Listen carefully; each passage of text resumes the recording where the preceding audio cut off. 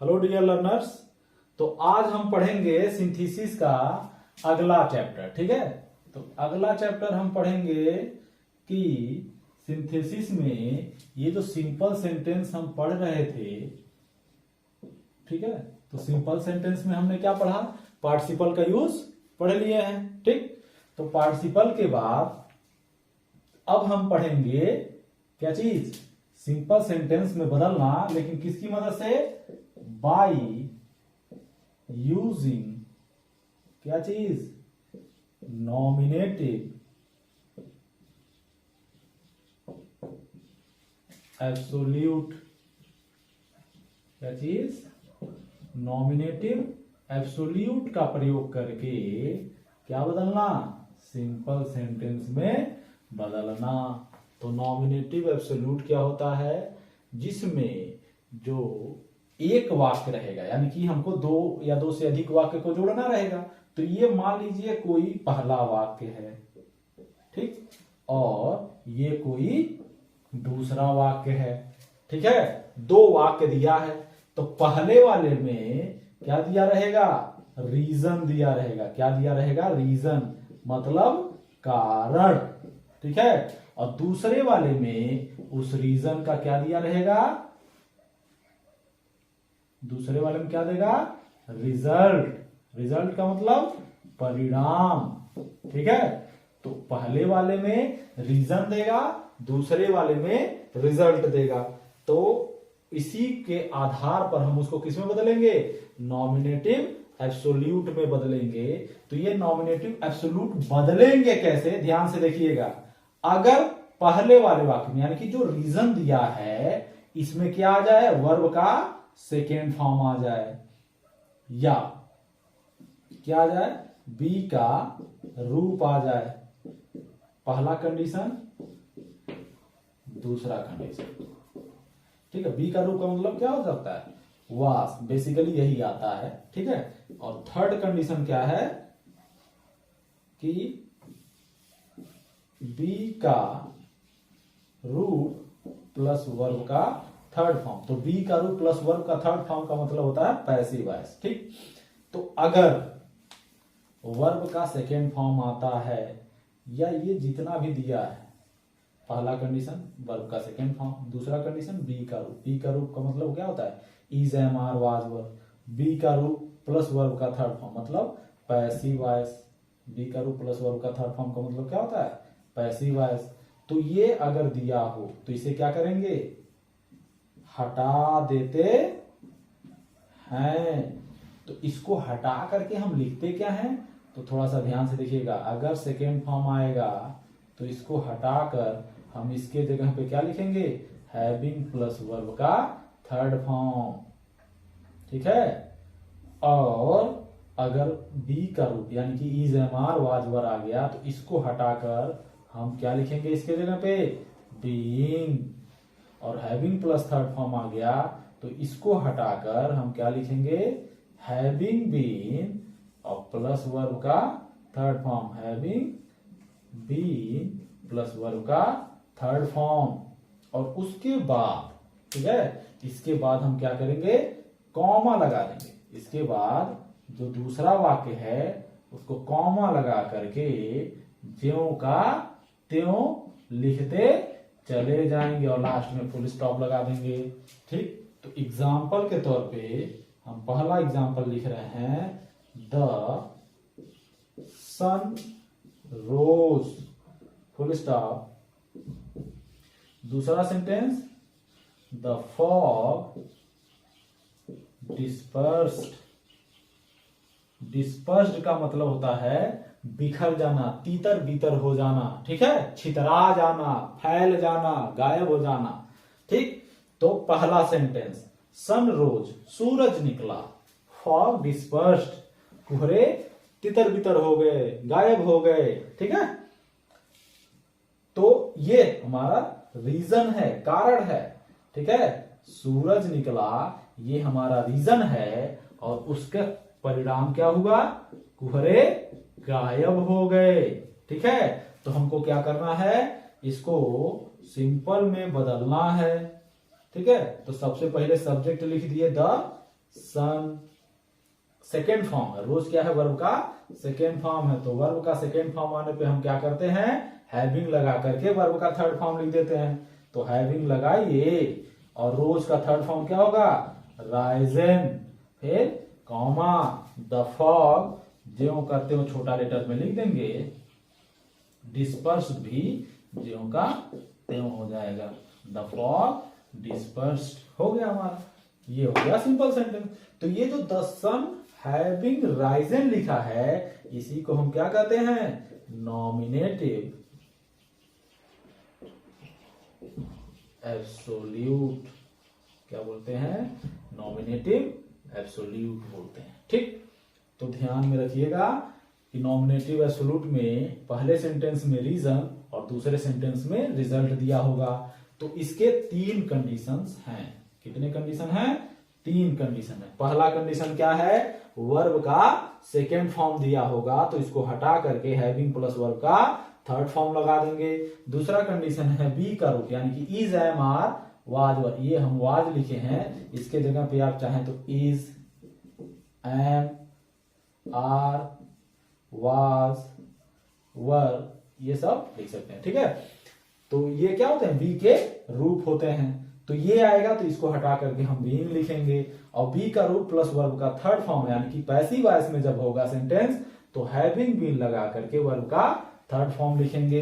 तो जैसे पहला एग्जांपल क्या है? The sun rose, the fog dispersed.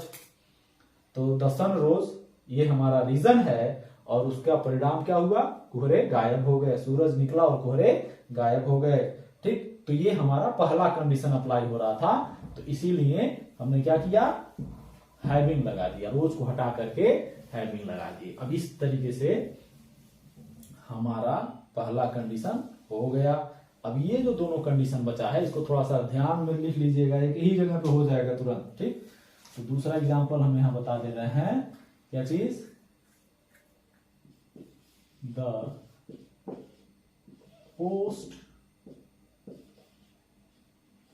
was over. The post was vacant. The post was vacant. I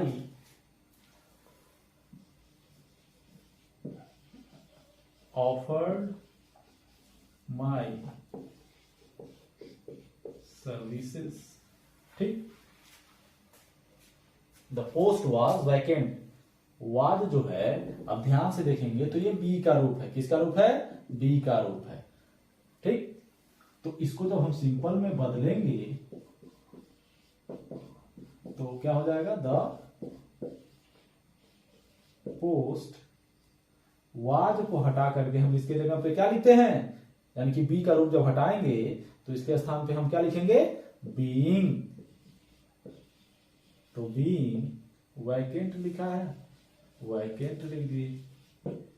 full stop की जगह पे कॉमा कर देंगे। आई ऑफर्ड माई सर्विसेज ज्यों का त्यों, उसमें कुछ करना ही नहीं है आपको। ठीक है, बाद वाला वाक्य ज्यों का त्यों कर देना है, यानी कि जो कारण है, रीजन, ठीक है, उसी वाले क्लॉज को बदलना रहेगा। और जिसमें रिजल्ट आ रहा है, ठीक है, रिजल्ट तो ज्यों का त्यों लिख देना है।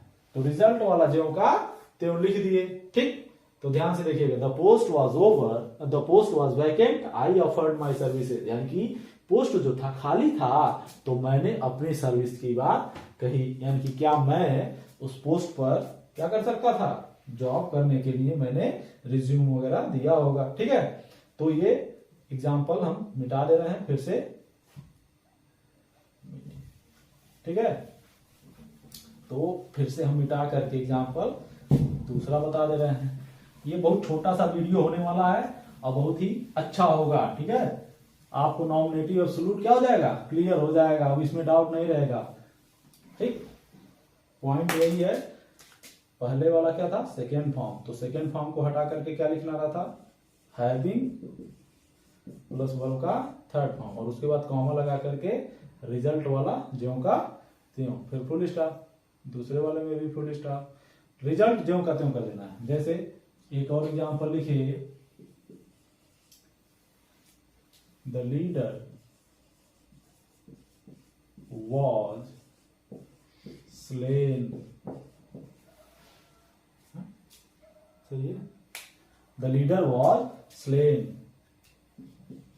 the followers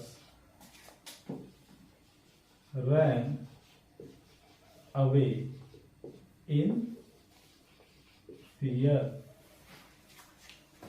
अब देखिए, किसी भी युद्ध में अगर लीडर को मार दिया जाए, स्लेन जो होता है ये स्ले वर्ब का क्या है, थर्ड फॉर्म है। स्ले, स्लीव, और थर्ड फॉर्म क्या होता है, स्लेन। ये हो गया सेकेंड फॉर्म, ये हो गया फर्स्ट फॉर्म, ये हो गया third form. Slay, sleeve, slain, ठीक है।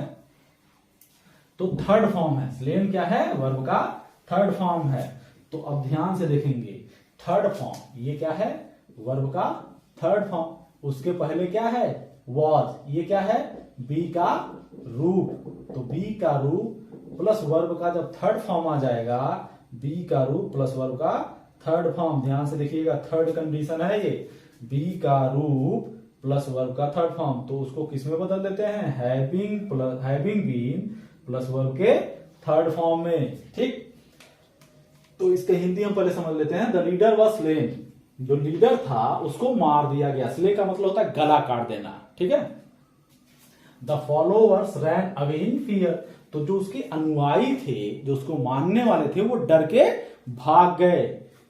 तो जैसा कि आप लोगों ने देखा होगा पिछले कुछ वीडियो में कि अगर मुझे कुछ समझाना होता है ना, तो ज्यादातर एग्जाम्पल मैं किसका देता हूं, मूवीज का, क्योंकि आजकल वही ट्रेंड चल रहा है कि बच्चे फिल्में वगैरह ज्यादा देखते हैं, तो उससे थोड़ा ज्यादा जल्दी रिलेट कर जाते हैं, ठीक है।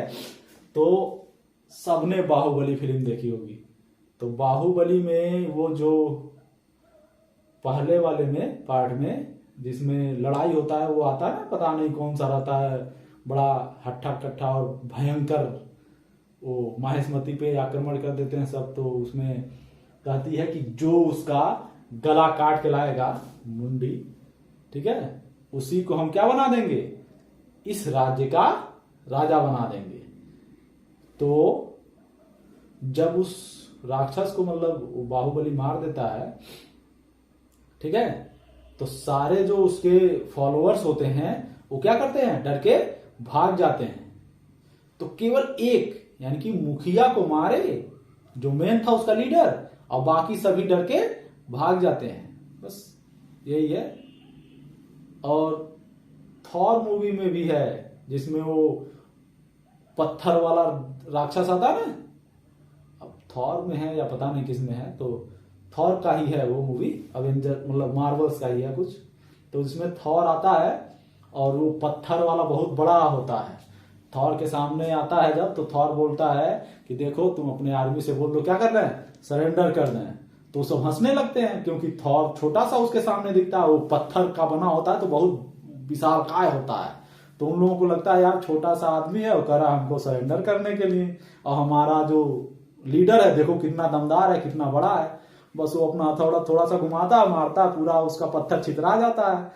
और उसको देख करके बाकी सभी लोग क्या करते हैं, अपने हथियार डाल देते हैं। इससे ये पता चलता है कि अगर हमने मेन लीडर को मार दिया, तो बाकी जो भी फॉलोअर्स हैं, जो मतलब मुखिया जो होता है, सेनापति या राजा, अगर युद्ध में राजा आया है तो राजा को मार दो, ठीक है, या सेनापति केवल आया तो सेनापति को मार दो, बाकी सेना खराब गायब हो जाएगी, भाग जाएगी, डर जाएगी, क्योंकि वही उनका हौसला उड़ाते थे, ठीक। तो इसमें भी वही है कि जब लीडर को मार दिया गया तो बाकी सभी लोग क्या कर गए, भाग गए। तो क्या करेंगे, जब हम इसको सिंपल में बदलेंगे, ठीक है, द लीडर, बी का रूप प्लस वर्ब का थर्ड फॉर्म आने पे क्या करेंगे, हैविंग बीन लगा देंगे, हैविंग बीन, और थर्ड फॉर्म पहले से ही दिया है, slain, the leader having been slain, comma, ठीक। अब उसके बाद जो लिखा है the followers ran away in fear, the छोटा लेटर में लिख देंगे, और ये जो followers ran away in fear, ज्यों का त्यों लिख करके फुल स्टॉप लगा देंगे, ठीक। तो ये हो गया खत्म। तो हमको तो लग रहा है, ध्यान से देखिएगा, फिर से हम एक बार बता दे रहे हैं, इसको मिटा दें, थोड़ा सा ज्यादा बुझा गया है या कम दिख रहा होगा।